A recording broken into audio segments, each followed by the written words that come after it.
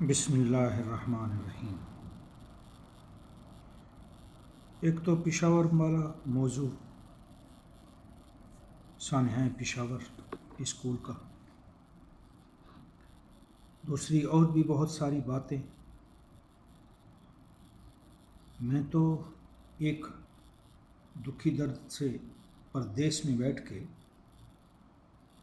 Life اپنے بچوں کی روزی کے لیے گزار رہے ہیں، لیکن دکھ یہ بھی ہوتا ہے کہ اتنے چھوٹے سے ملک، اتنے کامیاب خوبصورت، لیکن ہمارے ملک کو کس کی نظر لگ گئی؟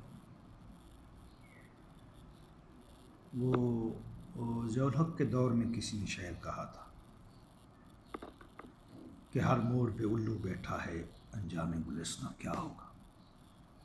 بات تو اصل یہی ہے دوستو، گلا دیں تو کس کو دیں؟ ویسے تو 1947 سے لے کر ابھی تک الیکشن ہوتے آئے، یہی جو ہی پارٹی ہارتی وہی یہی کہتی آ رہی ہے کہ دھاندلی ہوئی، دھاندلی ہوئی، دھاندلی۔ ابھی ٹرمپ اور بائیڈن میں دیکھیں کہ ان میں بھی یہی جھگڑا ہے، دھاندلی دھاندلی۔ تو دھاندلی کا ڈھنڈورا پیٹنے میں ملک کو قوم کا کیا قصور ہے؟ یہ مٹھی بھر سیاستدان ملک و قوم کی تباہی کے پیچھے کیوں لگے ہوئے؟ یہ قانون کیوں نہیں بنایا جاتا کہ ایک حکومت، ایک گورنمنٹ، ایک پارٹی جب 5 سال کے لیے منتخب ہو جائے اس کو 5 سال تک رہنے دیا جائے، کام کرنے دیا جائے۔ یہ عدالت بھی عدالت میں اور پارلیمنٹ میں قانون ہونا چاہیے۔ میڈیا کو اتنی آزادی، گورنمنٹ کا چینل پی ٹی آئی نے چلایا نہیں ہوا، نظر ہی نہیں آ رہا چلتا ہوا، اور باقی ارلو پرلو سب چل رہے ہیں۔ خدا کے لیے عدالتوں کو، فوج کو، یہ بڑے محکمے ہیں، حکومت کو اس پر لازمی اس پر فکر اور اس پر نظر ثانی کرنا چاہیے کہ ملک میں ہو کیا رہا ہے، یہ کیا ہو رہا ہے ملک۔ یہ اتنا آزادی اور اتنی جمہوریت کسی کام کی نہیں ہوتی، تباہی کی طرف جاتی ہے جہاں جاہل لوگ رہتے ہوں، جہاں جہالت کی انتہا ہو۔ مجمع جی، اتنا بڑا مجمع جی، او بھائی کفار کا مجمع دیکھا تھا نا جنگ بدر میں، یہ جنگ احد میں، یا اور بہت ساری جنگیں ہوں، مجمع تھے نا۔ وہ مجمع جیتا یا 313 جیتا؟ 313 لوگ تھے لاٹھیوں اور تلواروں کے ساتھ، اور وہ بہت بڑے اسلحے کے تھے۔ کون جیتا؟ حق کی جیت ہوتی ہے۔ میں عدالت سے بھی عرض کروں گا، حق کی جیت ہوتی ہے۔ خدا کے لیے حق کرو، اللہ کے لیے حق کرو۔ ہر عدالت کا فرد حساب دہ ہوگا، یہ مت بھولو۔ کوئی بھی مذہب نہیں کہتا حساب نہیں ہوگا۔ تم مسلمان ہو تو فرشتے نہیں ہو۔ تم کو خدا نے اگر عدل انصاف کی کرسی دی ہے، فرشتے نہیں ہو۔ پوچھا جائے گا سب سے پہلے، یہ جو دعوے دار مولوی ہیں ان سے بھی پوچھا جائے گا آپ سے۔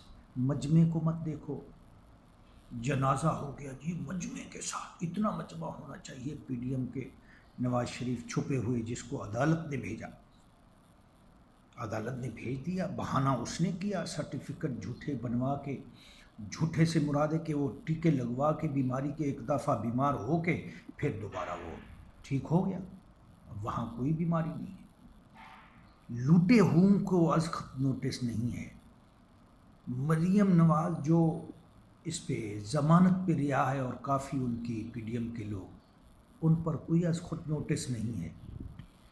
ملک کی جائیداد، ملک کی جو پراپرٹیز ہیں، ان کو نقصان سر عام پہنچایا جا رہا ہے۔ نقصان 1 روپے کا ہو، نقصان لاکھوں کا ہو، نقصان کروڑوں کا، نقصان ہی ہوتا ہے۔ چوری 1 روپے کی ہو، لاکھوں کی ہو، چوری چوری ہوتی ہے۔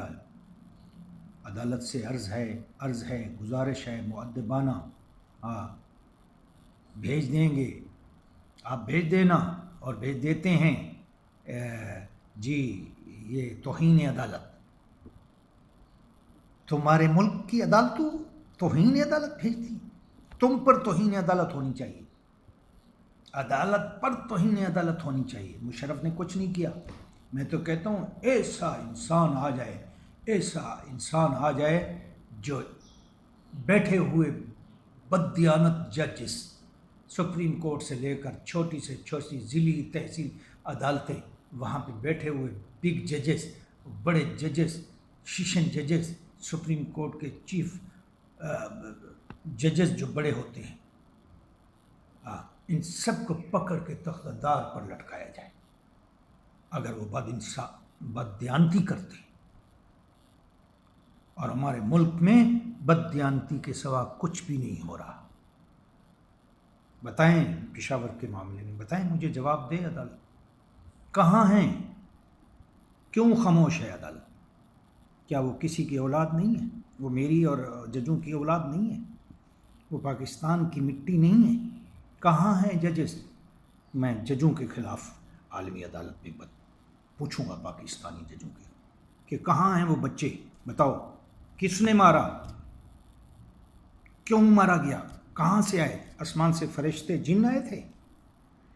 از خود نوٹس لیتے ہیں 1 سیکنڈ میں، کس کے لیے؟